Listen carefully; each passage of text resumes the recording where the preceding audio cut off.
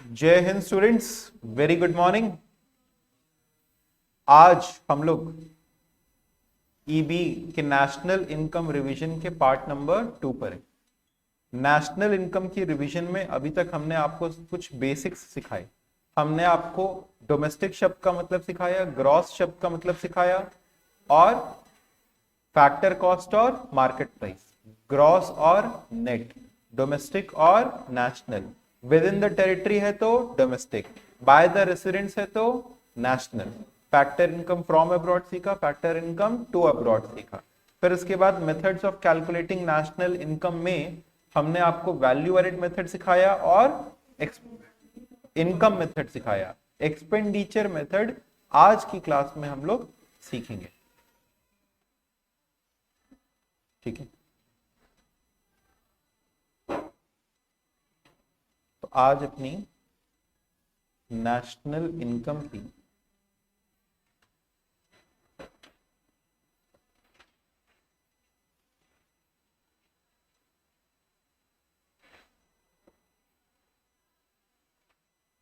Revision class 2 है। Students, expenditure method से आप कैसे नेशनल इनकम मेजर करते हैं, तो इसका फॉर्मूला होता है GDP MP is equal to, इसमें फॉर्मूला किस चीज का होता है? जीडीपी का। तो GDP MP is equal to, देखिए एक्सपेंडिचर मेथड में हम लोग फाइनल एक्सपेंडिचर लेते हैं। फाइनल एक्सपेंडिचर मतलब वो जो कि अल्टीमेट कंज्यूमर यानी हाउस होल्ड सेक्टर करता है वो। तो इसमें दो प्रकार के फाइनल एक्सपेंडिचर आते हैं, सुनना ध्यान से। इसमें दो प्रकार के फाइनल एक्सपेंडिचर आते हैं। एक हाउस होल्ड का किया गया सारा का सारा खर्चा, यानी हम एज अ हाउस होल्ड कुछ भी खरीदें, गवर्नमेंट का भी आता है, ठीक है। और उसके बाद जो फर्म्स कैपिटल एक्सपेंडिचर कर रहे हैं, जो फर्म्स का कैपिटल एक्सपेंडिचर है, उसे भी हम लोग इंक्लूड करते हैं। फर्म्स जो कैपिटल एक्सपेंडिचर करते हैं उसे हम लोग कहते हैं कैपिटल फॉर्मेशन। बोले क्या कहते हैं? Capital formation. तो उस कैपिटल फॉर्मेशन को भी हम लोग इंक्लूड करते हैं। तो एक्सपेंडिचर मेथड के according GDP MP is equal to private final consumption expenditure. बोले क्या नाम है इसका? Private final consumption expenditure plus government final consumption expenditure. Private final consumption expenditure plus government final consumption expenditure plus, अब इसके अंदर में हम लोग जो फर्म्स खर्चा कर रहे हैं, देखो ये प्राइवेट सेक्टर खर्चा कर रहा है हाउस होल्ड, ये गवर्नमेंट खर्चा कर रहा है, और उसके बाद जितना कैपिटल एक्सपेंडिचर फर्म्स करते हैं, यानी अगर एक फर्म, जैसे मान लो हम एक फर्म है, एज अ फर्म हम जो भी स्टेशनरी खरीदें, किताबें खरीदें, नोट्स खरीदें, प्रिंटिंग का मटेरियल खरीदें, कोई भी XYZ इनपुट्स खरीदें, ये सब आपके फाइनल एक्सपेंडिचर का हिस्सा नहीं है, इंटरमीडिएट कंजम्पशन है, क्योंकि इन सब का खर्चा हम आपके थ्रू रिकवर कर लेंगे। लेकिन जो हम कैपिटल एक्सपेंडिचर कर रहे हैं, जैसे लैपटॉप हो गया, ठीक है, या फर्नीचर हो गया, बड़े इक्विपमेंट्स हो गए, ये सब चीजों के ऊपर किया जाने वाला खर्चा ये होता है कैपिटल एक्सपेंडिचर। इसको हम लोग किस में जोड़ते हैं? Gross domestic fixed capital formation. बोलिए क्या? Gross domestic fixed capital formation. Gross domestic fixed capital formation plus कर देते हैं यहां पे हम लोग चेंज इन स्टॉक। क्या जोड़ते हैं यहां पे? Change in stock. अच्छा, चेंज इन स्टॉक जोड़ने का हम रीजन आपको बता चुके हैं, प्लस क्लोजिंग माइनस ओपनिंग, क्योंकि जो क्लोजिंग था वो इस साल बना था और जो ओपनिंग है वो माइनस इसलिए कर रहे हैं क्योंकि वो पिछले साल बना था। और लास्ट में इसमें प्लस करते हैं नेट एक्सपोर्ट्स, यानी plus export minus imports, plus export minus import. तो ये क्या हो गया आपका एक्सपेंडिचर मेथड के हिसाब से GDP MP. GDP MP is equal to private final consumption expenditure plus government final consumption expenditure plus gross domestic fixed capital formation plus change in stock plus net exports. ठीक है,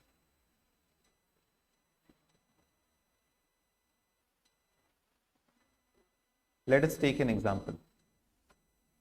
अगर हम आपसे कहें कि प्राइवेट फाइनल एक्सपेंडिचर, हम पूरा नहीं लिख रहे, प्राइवेट फाइनल एक्सपेंडिचर समझ गए ना, private final consumption expenditure is equal to 2000, government का जो फाइनल एक्सपेंडिचर है is equal to 500, fixed capital formation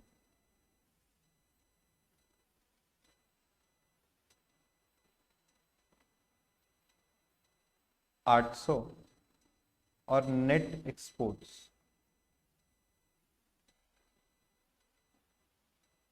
-200। दिख रहा है ना आप लोग को? और चेंज इन स्टॉक 300।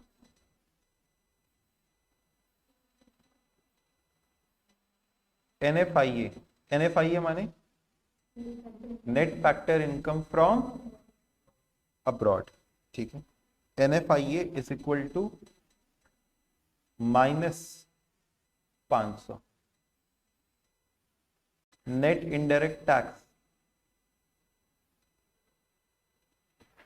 400 और depreciation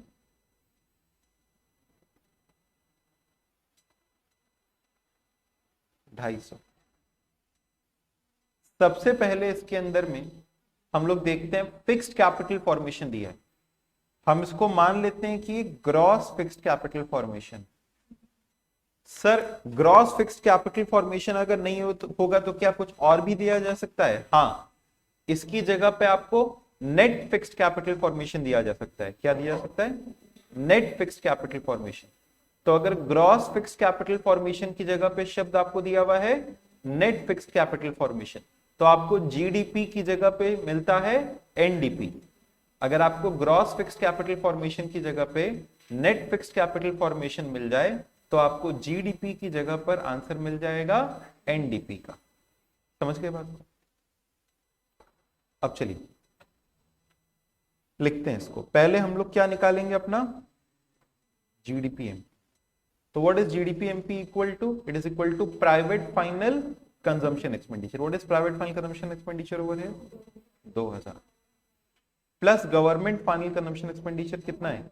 500 plus gross domestic fixed capital formation. Now what is gross fixed capital formation या domestic fixed capital formation? 800 plus change in stock कितना? 300 प्लस नेट एक्सपोर्ट्स, तो नेट एक्सपोर्ट्स कितना है? -200। तो बताइए इसका जवाब कितना आ जाएगा? हाँ 3400। अब 3400 यानी जीडीपीएमपी को किस में कन्वर्ट करना है? एनएनपीएफसी में। नेशनल इनकम क्या होता है? एनएनपीएफसी। तो एनएनपीएफसी कैसे निकालेंगे? जीडीपीएमपी ग्रॉस में क्या माइनस करेंगे? डेप्रीसिएशन। डोमेस्टिक को किस में कन्वर्ट करना है? नेशनल में। तो क्या कर दें? माइनस या plus net factor income from abroad. Market price को फैक्टर कॉस्ट में कैसे कन्वर्ट करें? मार्केट प्राइस को फैक्टर कॉस्ट में कैसे कन्वर्ट करेंगे? माइनस कर देंगे एनआईटी। तो जीडीपीएमपी कितना है? 3400 माइनस डेप्रीसिएशन कितना है? प्लस एनएफआईए कितना है? -500 माइनस नेट इनडायरेक्ट टैक्स कितना है? 400। एक तरीके से सब कुछ माइनस हो रहा है। तो ये हो गया आपका 2250।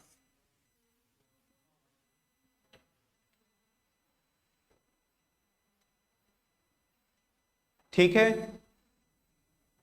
सर, क्या इतना लंबा सवाल हमारे एग्जामिनेशन में आता है? नहीं, ये बस खाली इसलिए करवाया जा रहा है ताकि आप फॉर्मूला याद रख सकें। फॉर्मूला क्या है? Private final consumption expenditure plus government final consumption expenditure plus gross domestic fixed capital formation plus change in stock plus net exports. ठीक है, और फिर जीडीपी एमपी को किसमें कन्वर्ट कर देते हैं, एनएनपीएफसी में। अगर ग्रॉस कैपिटल फॉर्मेशन की जगह नेट कैपिटल फॉर्मेशन दे तो क्या मिलेगा, एनडीपी, एनडीपी एमपी। समझ में आई बात?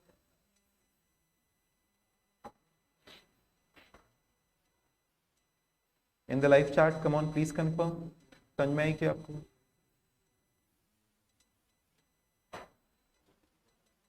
क्लियर है ये बात?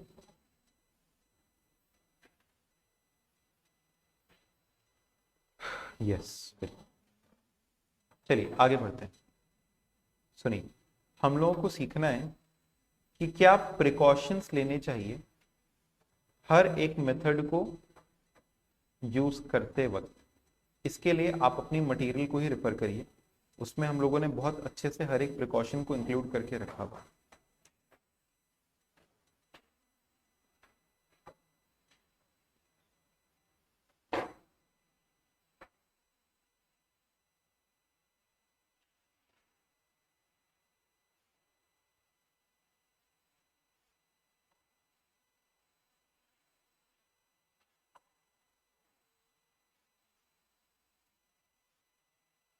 नेशनल इनकम के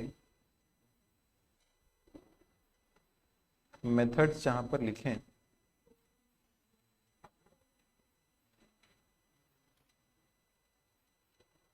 वहां देखिए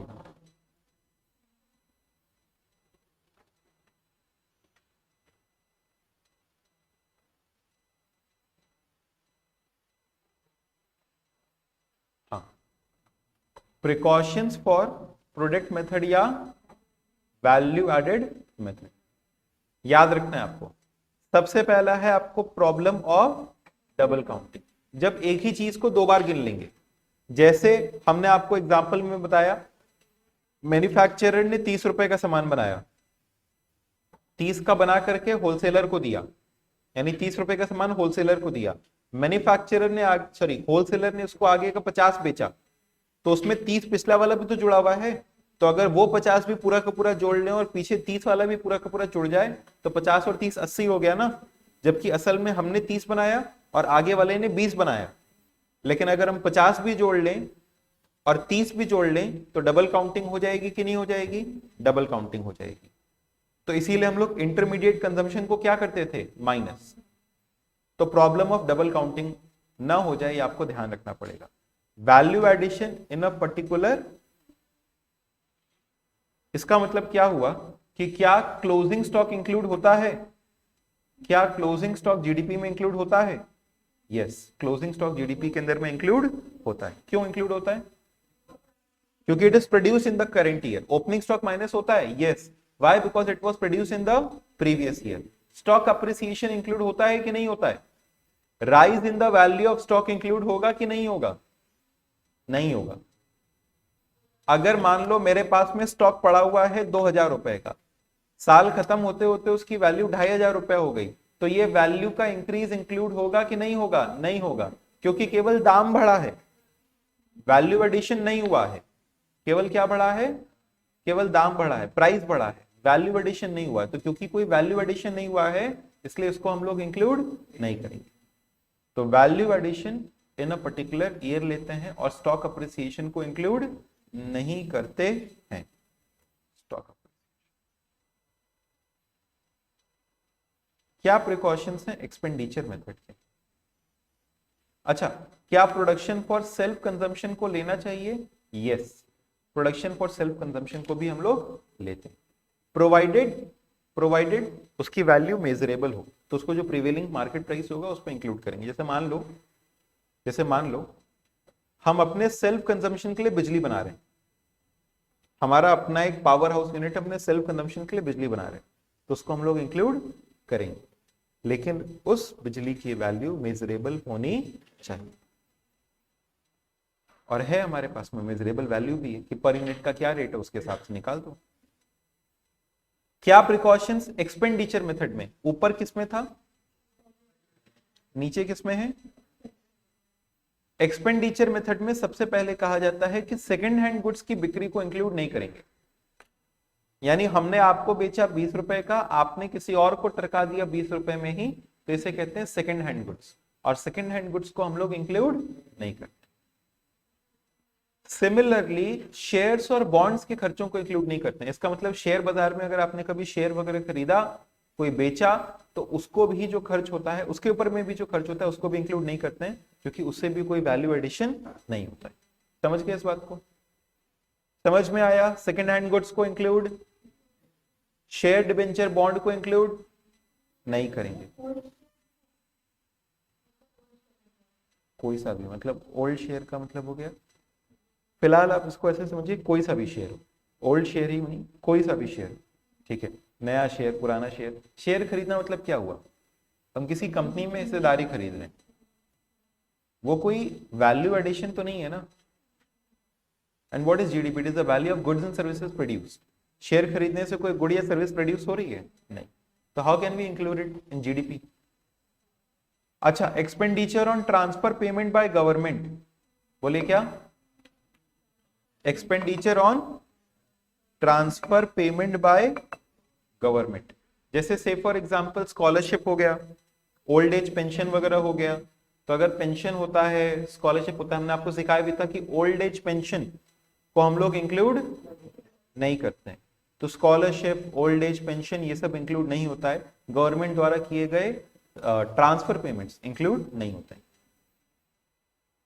इनकम मेथड के क्या क्या प्रिकॉशंस रखने चाहिए? इनकम मेथड में ट्रांसफर पेमेंट जो भी आया, जैसे gift, donation, scholarship, indirect taxes, it should not be included. Illegal money, अगर मान लो तुमने स्मगलिंग करके पैसा कमाया, ठीक है, अगर तुम गैम्बलिंग करके पैसा कमाते हो, चोरी चकारी से पैसा कमाते हो, तो वो सब इंक्लूड होगा। गैम्बलिंग मतलब सट्टा वट्टा लगा करके, ठीक है। विंडफॉल गेन से आया हुआ पैसा, विंडफॉल गेन मतलब लॉटरी हो गया या कोई कैपिटल गेन।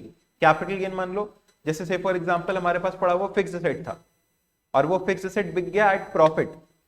विंडफॉल का मतलब होता है अचानक से हुआ मुनाफा। और मान लो कोई फिक्स्ड एसेट में हुआ मुनाफा है, जैसे से फॉर एग्जांपल कोई फर्नीचर था, it was sold at profit.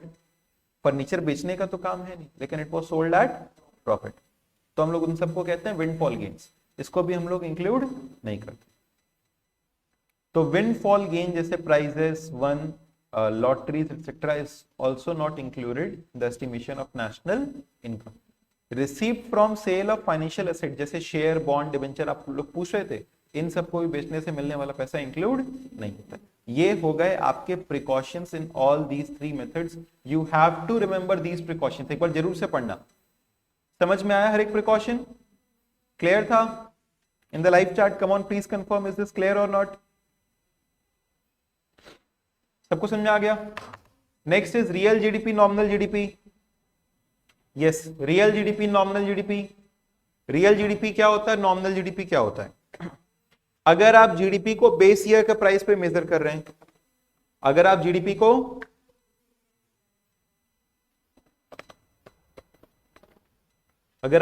को बेस ईयर के प्राइस पे मेजर कर रहे हैं, तो उसे कहते हैं रियल जीडीपी। उसे क्या कहते हैं? तो when GDP is measured at base year prices, it is called as real GDP. And when GDP is measured at current year price, it is called as nominal GDP. वापस से, when GDP is measured at base year price, real GDP. And when GDP is measured at current year price, it is nominal GDP. Is this clear? अच्छा, इसका मतलब क्या होता है sir, base year price और current year price? मान लो real और nominal,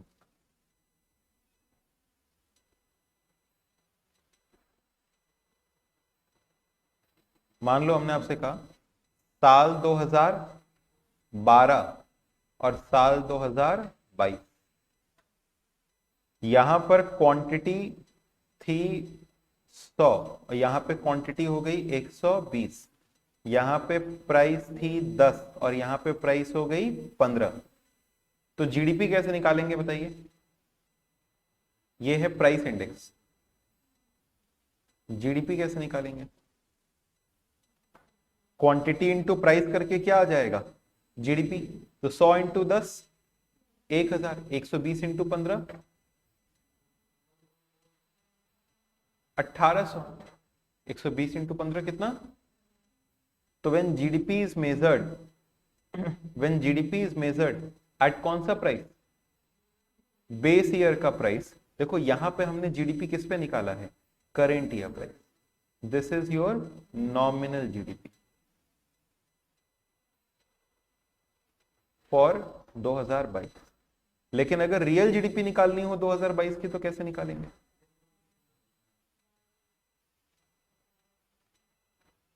it will B 120 into 10 यानी कितना?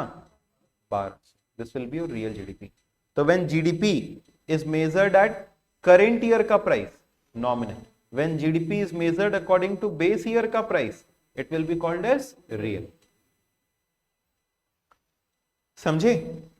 तो जब किसी पुरानी प्राइस, अच्छा रियल जीडीपी मेजर करने से क्या फायदा होता है ये समझना। देखो यहां पे जीडीपी बहुत ज्यादा बढ़ी नहीं थी 2012 से 2022 में, 100 से 120 हुआ था, लेकिन हमको तो नजर आ रहा था 1000 से 1800। इतना ज्यादा क्यों नजर आ रहा था? क्योंकि प्राइस बढ़ गया था। किस वजह से? प्राइस। अब मेरा जो जीडीपी का फिगर है 1800, ये हमको प्राइस का भी चेंज इंडिकेट कर रहा है। किसका चेंज इंडिकेट कर रहा है? तो हम ना सही कंक्लूजन या सही डिसीजन नहीं ले पाएंगे। तो सही कंक्लूजन या सही डिसीजन तभी ले पाएंगे जब उसमें प्राइस का चेंज हम लोग इंक्लूड ना करें। किसका चेंज इंक्लूड ना करें? प्राइस का चेंज जब हम लोग इसमें इंक्लूड ना करें, तो that will be real GDP. ठीक है, तो जब हम प्राइस, अब देखो 1000-1200 को और अच्छे से कंपेयर कर सकते हैं ना। दोनों में प्राइस कितना था? 100 इंटू 10, 120 इंटू 10। इसमें प्राइस का चेंज है क्या? नहीं। तो this will be real GDP when GDP is measured according to the base year price. और जब इसको करंट ईयर के प्राइस के हिसाब से नाप रहे थे तो इट वाज नॉमिनल। सर 2012 में भी रियल और नॉमिनल कर सकते हैं? कर सकते हैं, लेकिन फिर इसका भी कोई बेस प्राइस लेना पड़ेगा ना, है कि नहीं? समझे?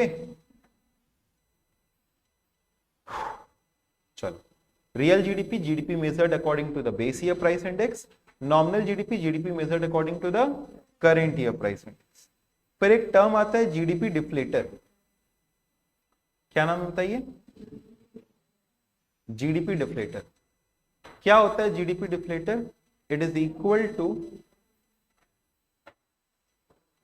करंट ईयर का प्राइस इंडेक्स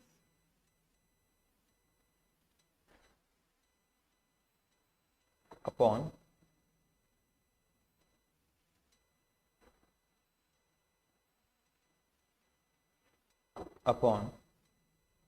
बेस ईयर का price index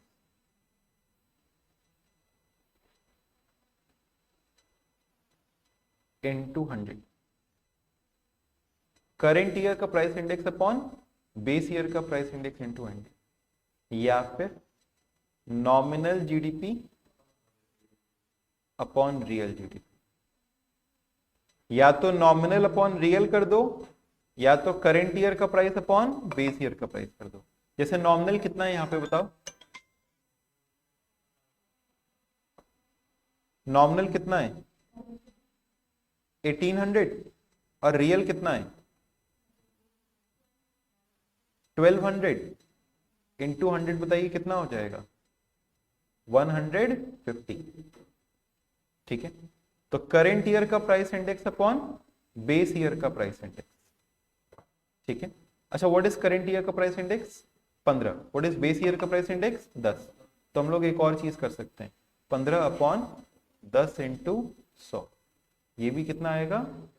150। Is this clear? तो या तो नॉमिनल अपॉन रियल जीडीपी, या तो फिर बोलो क्या? करंट ईयर का price index upon base year का प्राइस इंडेक्स। इसे हम लोग नाम क्या देते हैं बोलिए? GDP deflator. सर ये होता क्या है? कुछ नहीं, बस एक रेशियो है जो इंडिकेट कर रहा है इन्फ्लेशन का क्या प्रभाव है। इन्फ्लेशन का क्या प्रभाव?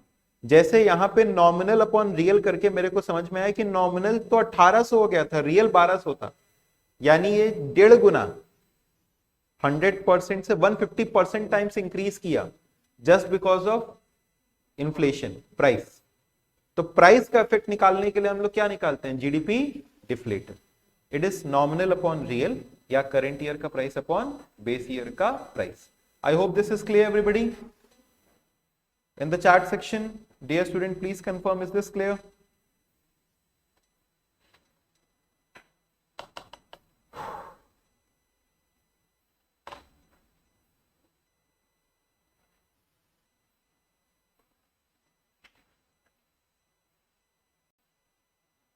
अच्छा ये भी हो गया।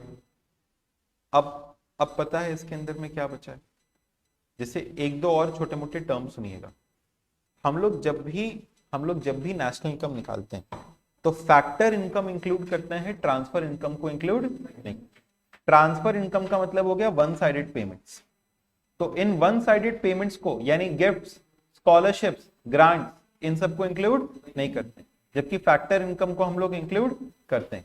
Factor income is earned income whereas transfer income is unearned income. ठीक है,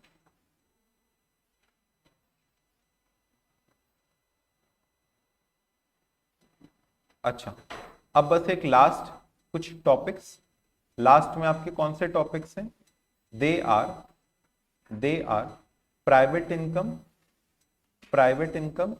पर्सनल इनकम और personal disposable income. Private income, personal income और personal disposable income.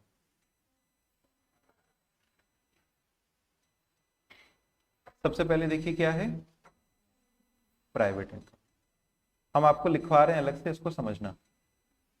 Private income मतलब हो गया प्राइवेट सेक्टर की इनकम। ये भी आपसे पूछा हुआ एक बार। प्राइवेट इनकम माने क्या? प्राइवेट सेक्टर की इनकम।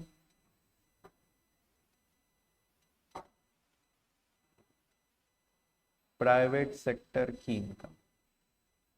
अच्छा सर, प्राइवेट सेक्टर की इनकम कैसे निकालेंगे? उसमें से पब्लिक सेक्टर हटा दो तो जो बचा वो क्या है? प्राइवेट सेक्टर की इनकम। तो नेशनल इनकम पहले ले लेते हैं।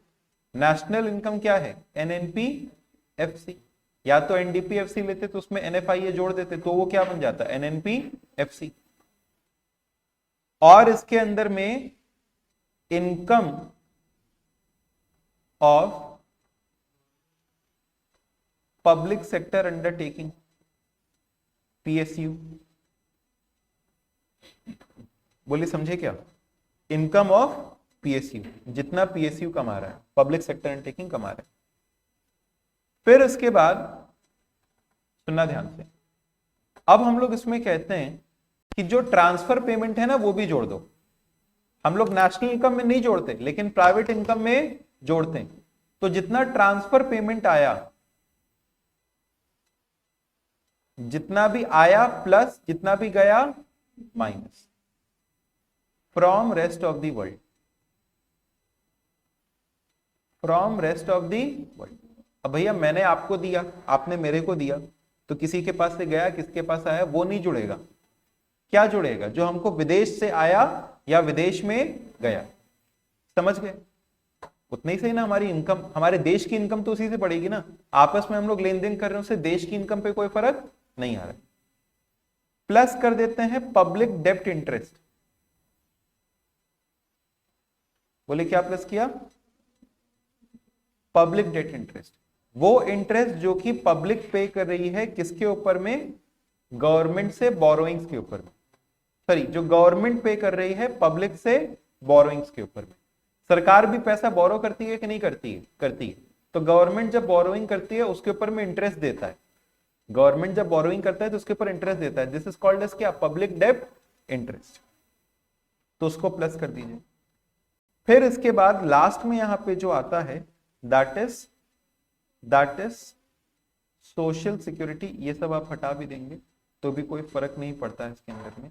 मेनली यही, आप नेशनल इनकम लो, पीएसयू की कमाई घटा दो, ट्रांसफर इनकम वगैरह को जोड़ दो या घटा दो, और पब्लिक डेट इंटरेस्ट को जोड़ दो, तो आपको क्या मिल गया? Private income. प्राइवेट इनकम से भी ज्यादा जरूरी है पर्सनल इनकम को समझना। अच्छा, प्राइवेट इनकम माने क्या? जितना प्राइवेट सेक्टर की कमाई थी, जितनी प्राइवेट सेक्टर की कमाई है, जरूरी नहीं है तुम्हारे हाथ में आ जाए। यानी लोगों के हाथ में आ जाए, इंडिविजुअल के हाथ में आ जाए। प्राइवेट सेक्टर जो कमाता है, कंपनियां जो कमाती हैं, उसमें से कुछ हिस्सा अपने पास रिटेन भी करेंगे, तो वो जितना अपने पास में रिटेन करती हैं उसे कहते हैं अनडिस्ट्रीब्यूटेड सरप्लस। क्या नाम देते हैं उसको? Undistributed surplus, retained earning, undistributed surplus. तो हम कहते हैं कि सर प्राइवेट इनकम मेरे हाथ में नहीं आ पाई, पूरी की पूरी प्राइवेट इनकम मेरे हाथ में नहीं आ पाई। इसके पीछे दो कारण थे, क्योंकि इसके ऊपर में कॉर्पोरेट टैक्स लग गया, पहली चीज, और दूसरी चीज इन्होंने कुछ पैसा अपने पास रिटेन कर लिया, कॉल्ड एज क्या? Undistributed surplus. ठीक है। और तीसरा है पर्सनल डिस्पोजेबल इनकम। क्या है बताइए? Personal disposable income. Personal disposable income, personal disposable income क्या होता है?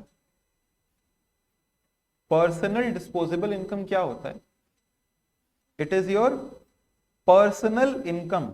भैया जितना मेरे हाथ में आया वो भी तो पूरा खर्च नहीं कर सकते हैं, उसके ऊपर हम भी तो टैक्स भरते हैं। दैट इज क्या? पर्सनल टैक्स, यानी पर्सनल, या हम कह सकते हैं इनकम टैक्स। और उसके ऊपर में हमको भी फाइन्स एंड पेमेंट्स करना होता है, फाइन्स और पेनल्टीज पे करना होता है, तो उसको भी क्या कर देते हैं हम लोग? माइनस। तो अगर पर्सनल इनकम में से, ये सब तुमसे पूछता है एमसीक्यू में, अगर पर्सनल इनकम में से दो चीजों को हटा दो, कौन सी दो चीजों को? कमॉन स्टूडेंट्स, कौन सी दो चीजों को? पर्सनल टैक्स यानी इनकम टैक्सेस, और फाइन्स और पेनल्टी। अच्छा, इनकम टैक्स को हम लोग डायरेक्ट टैक्स भी कह सकते हैं क्या? तो इसमें से आप डायरेक्ट टैक्सेस को हटा दो और इसमें से फाइन्स और पेनल्टीज को हटा दो, तो आपको क्या मिल जाएगा? Personal disposable income. तो जितना मेरे हाथ में आया उसमें से जितना हमने टैक्स वैक्स भर दिया, जितना फाइन पेनल्टी भर दिया, अब बाकी का पैसा ही बाजार में खर्च कर पाएंगे ना, तो वो पैसा जो हम बाजार में खर्च कर सकते हैं, इसकी पर्सनल डिस्पोजेबल इनकम। समझ गए बात को? Come on, in the chat section give me a final yes. अब इसके ऊपर में एमसीक्यूज हैं, आप इन एमसीक्यूज को ट्राई करिएगा।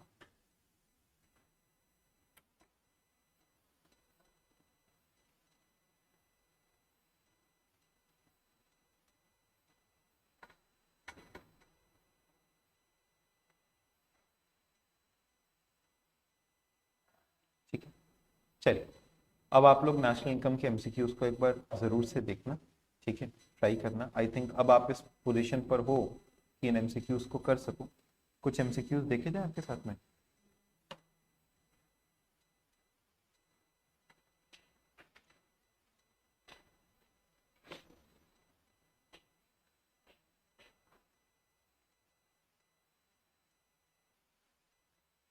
यही देखते हैं शुरुआत से।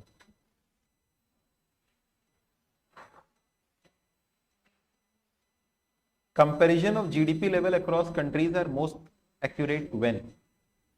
कब ये एक्यूरेट होंगे?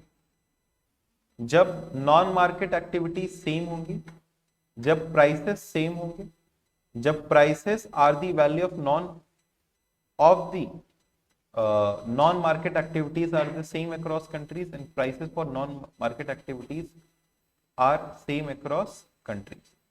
I think A और D सेम हो गया है क्या ऑप्शन? एक है वैल्यू और एक हो गया prices.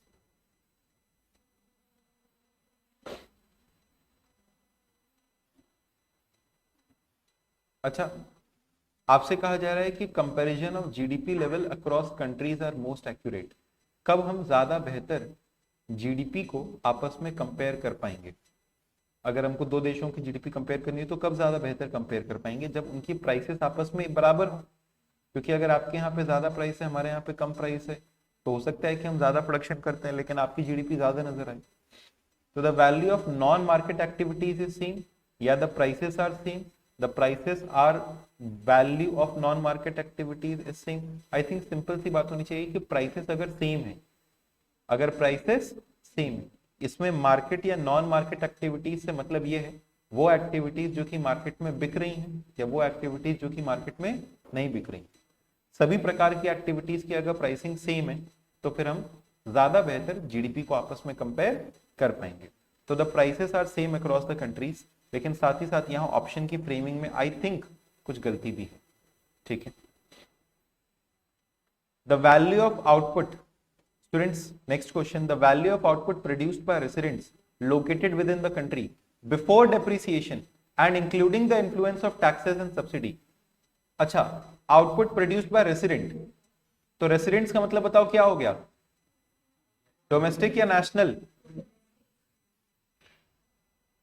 Bye residents located within the country, located within the country. अच्छा, विद इन द कंट्री हो गया, इसलिए ये क्या हो गया, डोमेस्टिक। या again not very well framed question, क्योंकि रेसिडेंट भी है और located within the country भी, या तो सिर्फ रेसिडेंट कहता या तो सिर्फ विद इन द कंट्री कहता। ठीक है, खैर रेसिडेंट्स है तो नेशनल और विद इन द कंट्री है तो डोमेस्टिक। हम मान लेते हैं विद इन द कंट्री, तो फिर क्या हो जाएगा, ये डोमेस्टिक बिफोर डेप्रिसिएशन है तो क्या हो जाएगा, ग्रॉस, और including the influence of market sorry taxes है तो क्या हो जाएगा, मार्केट प्राइस। तो it is GDP MP, gross domestic product at market price. और अगर रेसिडेंट्स का होता तो क्या हो जाता, gross national product eight market price. लेकिन रेसिडेंट फिर चाहे कहीं भी बनाए, चाहे इन इंडिया या आउटसाइड इंडिया। याद है शाहरुख खान वाला एग्जाम्पल,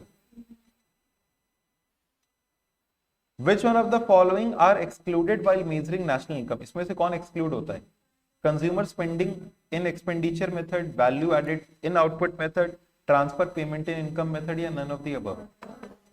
ट्रांसफर पेमेंट, इसको हम लोग क्या करते हैं, एक्सक्लूड करते हैं। Investment is purchase of capital in equipment inventory and कौन से गुड्स, नॉन ड्यूरेबल गुड्स या स्ट्रक्चर गुड्स। बेसिकली क्या है, कैपिटल इक्विपमेंट्स, इन्वेंट्रीज और नॉन ड्यूरेबल गुड्स, यानी ऐसे goods, sorry non durable goods बोल रहे हैं।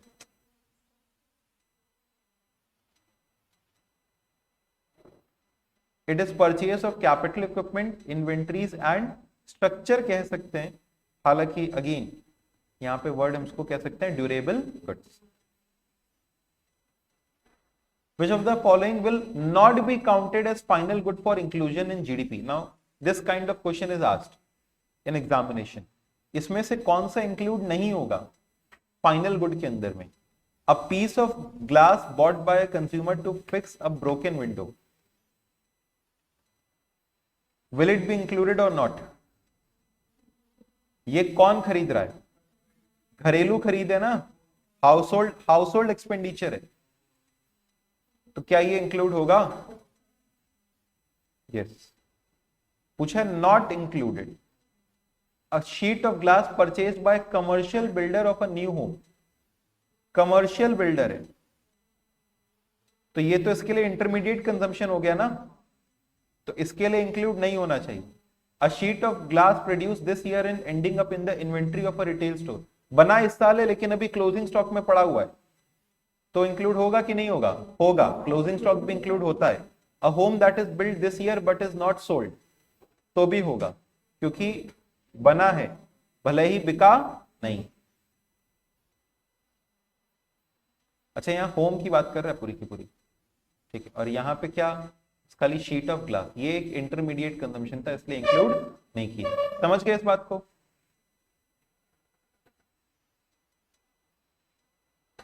पर capita real output product is defined as, per capita real output, real output हमेशा क्वांटिटी के टर्म्स में निकालते हैं, ठीक। तो market value of all the final goods and services सब में सेम है। The market value of goods and services in current price, market value of final goods and services in current price divided by population, market value of all the final goods and services produced in an economy in the price of a given year, and market value produced in an economy in the price of a given year divided by population. देखो per capita है, तो पर capital गलती से लिखा गया है, per capita होगा। तो ये बताओ डिवाइडेड बाय पॉपुलेशन तो होगा। अब बी और डी में क्या अंतर है ये देख के बताओ।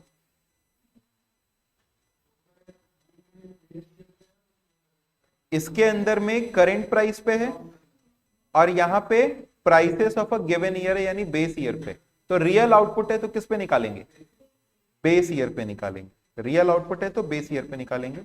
इसका करेक्ट आंसर क्या हो गया? डी। समझे कि नहीं समझे? तो इस प्रकार से देखो इतना माइन्यूट सवाल आ सकता है। रियल जीडीपी कैसे आता है? नॉम ये क्या होता है बताइए? जीडीपी डिफ्लेटर क्या होता है? Nominal upon real. तो रियल क्या हो जाएगा?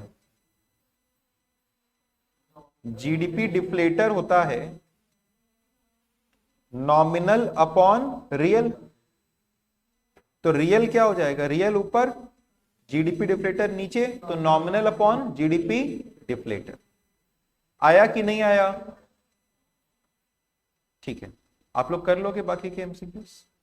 ट्राई करोगे ना स्टूडेंट्स इन एमसीक्यूज को? जैसे अभी हम लोगों ने डिस्पोजेबल इनकम के बारे में सीखा ना स्टूडेंट्स, अभी हम लोगों ने डिस्पोजेबल इनकम के बारे में सीखा ना। Which of the following is not included in disposable income? International transfer payment, unemployment allowances, direct tax, corporate dividend। क्या चीज बताओ? डायरेक्ट टैक्स हटाते हैं ना, ये सब तो पहले ही हट चुका होता है। अभी क्या हटाते हैं? Direct tax. हालांकि बाकी सब भी रहता नहीं है उसमें इंक्लूडेड, लेकिन वो सब तो पहले ही हटा चुके हैं। लास्ट में क्या हटाते हैं? Direct tax. हमने आपको लिखवाया भी, आई थिंक इनकम टैक्स जब बोल रहे थे बार बार आपसे कह रहे थे क्या? Direct tax. इकोनॉमिक वेलफेयर का अच्छा इंडिकेटर कौन है? बेस्ट इंडिकेटर कौन है? नॉमिनल या रियल? रियल जीडीपी ज्यादा बेहतर इंडिकेटर है। क्यों? इन्फ्लेशन का इफेक्ट नहीं रहता। NNP according to income method will include wages, salary आता है, रॉयल्टी आता है, net indirect tax, depreciation minus कर देते हैं ना, तो केवल क्या आता है? 1 और 2। एनएनपी है, नेट है माइनस डिप्रिसिएशन, माइनस हो चुका है। Product NNP according to income method, तो एनएनपी एफसी होगा ना, net national product at factor cost होगा ना। नेशनल इनकम तो यही होता है, तो उसमें नेट इनडायरेक्ट टैक्स माइनस होता है, तो वो इंक्लूडेड होता है क्या? डेप्रिसिएशन इंक्लूडेड है क्या? नहीं, वो तो एक्सक्लूडेड है ना सर, माइनस करते हैं। समझ रहे हो इंक्लूडेड एक्सक्लूडेड का मतलब? पूछ गए तुम लोग ये चैप्टर? नहीं,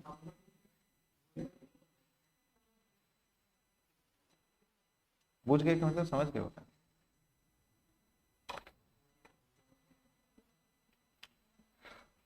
चलिए चलिए, मतलब आप लोग कहीं मत चलिए, आप लोग पढ़ते रहिए, ठीक है। अगली क्लास में हम लोग अपना एक और चैप्टर अब रिवाइज करेंगे, which will be Indian economy, ठीक है। And the next session will be the last revision session for this particular subject, ठीक है। सो आई होप अभी आप लोगों की तैयारी अच्छे स्टेज पर आ चुकी है, आप लोग ऑलरेडी अच्छा काफ़ी कुछ प्रिपेयर कर चुके हो। अब जो कुछ चीज़ें थोड़ी बहुत बची हुई हैं उनके बारे में ध्यान से समझ लो। आपको अगर अपनी तैयारी को एक फाइनल स्वरूप देना है तो अब आपको मॉक एग्जाम्स लगाने चाहिए, ठीक है, मॉक टेस्ट लगाने चाहिए। बिजनेस कम्युनिकेशन को भी प्रैक्टिस करिए, लॉजिकल रीजनिंग को भी प्रैक्टिस करिए, लीगल एप्टीट्यूड को भी प्रैक्टिस करिए। और इसको प्रैक्टिस करने का बेहतरीन तरीका वही है जो कि हमने आपको पहले भी दिखाया। आईसीएसआई के कुल मिलाकर के 5 मॉक टेस्ट हैं जो कि हमारे इन टोटल हमारे ऑलरेडी वो एप्लीकेशन पर पीडीएफ के फॉर्म में लिस्टेड है। आखिर में आई थिंक उनके आंसर्स भी दिए हुए हैं, है ना, लास्ट में उसके आंसर्स दिए हुए हैं। लास्ट में दिए हुए कि अलग से पीडीएफ में? उसी में उसके लास्ट में आंसर्स दिया हुआ है। आप एक बार वेबसाइट पे जाकर के देख लीजिए, आप एक बार वेबसाइट पे जाके देख लीजिए, लास्ट में आपको आंसर्स मिल जाएंगे। तो आप इन 5 मॉक टेस्ट को लगाओ, एक मॉक टेस्ट को लगाने में आपको 1 घंटे से ज्यादा का समय नहीं लगेगा। एक मॉक टेस्ट को लगाने में आपको 1 घंटे से ज्यादा का समय नहीं लगेगा। ठीक है,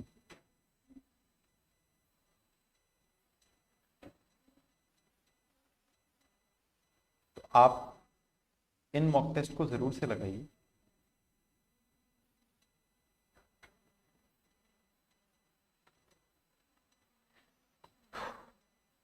ठीक है, ये लगाने के बाद आप एक बार चैप्टर वाइज भी इसके अंदर में, सब्जेक्ट वाइज भी मॉक टेस्ट है। ठीक है, आप इस पूरे के पूरे पेज को जब गो थ्रू करेंगे तो इसमें आपको अलग अलग प्रकार से मॉक टेस्ट दिखाई देंगे। आपको सबसे पहले इसके अंदर में दिखाई देगा सब्जेक्ट वाइज, ये ओपन हो रहा है कि नहीं हो रहा है, हो रहा है, ये देख रहे हैं आप यहाँ पे चैप्टर वाइज, और फिर आपको ये सब चैप्टर वाइज दिख रहा है, फिर आपको दिखाई देगा सब्जेक्ट वाइज का टेस्ट। तो आप यहाँ पे इकोनॉमिक्स एंड बिजनेस एनवायरनमेंट का, लीगल एप्टीट्यूड का, लॉजिकल रीजनिंग का और बिजनेस कम्युनिकेशन का टेस्ट अपीयर करिए। फिर उसके बाद यहाँ पे हम आपसे कह रहे थे कि अच्छा, इसको जब आप सबमिट करेंगे तो आपको इमीडिएटली आपके आंसर्स मिल जाएंगे। ये आपका एग्जाम टाइप है, मॉक एग्जाम टाइप है। और ये हमने ICSI का क्योंकि था एज इट इज, इसको हमने एज इट इज इसका PDF इंसर्ट कर दिया। ये ICSI का बनाया हुआ मॉक एग्जाम है, देख रहे हैं इसको। इसमें आपको जितना भी आए न आए, आप इसको एक बार अपीयर करिए, इसकी आंसर की आपको आखिर में मिल जाएगी। ठीक, ये करने के बाद हमने कुछ, आप देख सकते हैं, ऑल सब्जेक्ट मिनी टेस्ट करके बनाया है। ये ऑल सब्जेक्ट मिनी टेस्ट में और कुछ नहीं है, इसके अंदर में भी मॉक टेस्ट है, पूरा मिक्स्ड बैग है। मिक्स्ड बैग है मतलब इसके अंदर में सारे सब्जेक्ट्स के मिले जुले क्वेश्चंस हैं, लेकिन ये भी 40-40 क्वेश्चंस के अच्छे खासे क्वेश्चन बैंक है, जो कि आपको एक बड़ा अच्छा प्रैक्टिस दे सकता है। ठीक है, तो ये कुछ मिनी मॉक एग्जाम्स बनाए गए हैं। फिर इसके बाद ढेर सारे पुराने बुलेटिन हैं, ये पुराने बुलेटिन आपके काम के नहीं होंगे, इनको आप मत पढ़िएगा। इसके अलावा आप सारे के सारे जो भी रिसोर्सेज इसमें अवेलेबल हैं, आप इसको इस्तेमाल करके अपनी प्रैक्टिस करिए। आप जितना प्रैक्टिस करेंगे उतना बेहतर आप उसके अंदर में होते जाएंगे। जो आखिरी पोर्शन आपका आता है वाइवा वोक का, वाइवा वोक वाला जो पोर्शन आता है, उस वाइवा वोक के अंदर में बिजनेस कम्युनिकेशन से ही मिलते जुलते आपके सवाल हैं। ठीक है, वो वाइवा नहीं होता है, उसी के अंदर में लास्ट में आपको कुछ क्वेश्चंस ग्रामर के ऊपर बेस्ड रहते हैं। ठीक है, अपकमिंग जो आपका एग्जामिनेशन है उसमें आप उसको प्रैक्टिस करिएगा, और आप अपना एडमिट कार्ड प्रिंट आउट निकलवा करके रख लीजिए, अपना ID कार्ड चेक कर लीजिए कि सही है कि नहीं है, उसके अंदर में भी कोई गड़बड़ी नहीं होनी चाहिए, नाम वगैरह का कोई मिसमैच नहीं होना चाहिए। ठीक है, नाम का किसी का कोई मिसमैच नहीं है। ठीक है, तो thank you so much students, हम लोग अब नेक्स्ट क्लास में मिलते हैं। ठीक है, नेक्स्ट क्लास हम लोग की, आपकी मेरे साथ में जो नेक्स्ट क्लास है वो परसों है, करंट अफेयर्स की एक और क्लास कल है, परसों आपका फाइनल सेशन होगा for the purpose of revision. ठीक है, बाय बाय।